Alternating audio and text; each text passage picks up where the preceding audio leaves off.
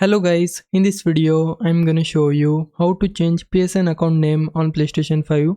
So changing the PSN name is actually very easy. First, from the main page we need to go to top right and select the profile icon. After that, open profile.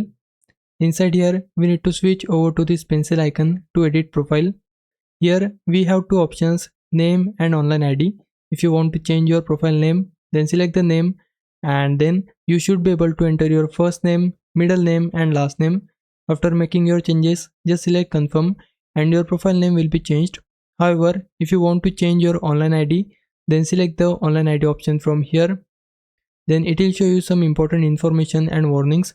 Make sure to read all of them. Also, if you are changing your online ID for the first time, then it will be free. But if you want to change it multiple times, then you will be charged around $10 per change. If you want to accept it, then just select I accept. After that, select continue. Then we need to select sign in manually. Enter your profile password.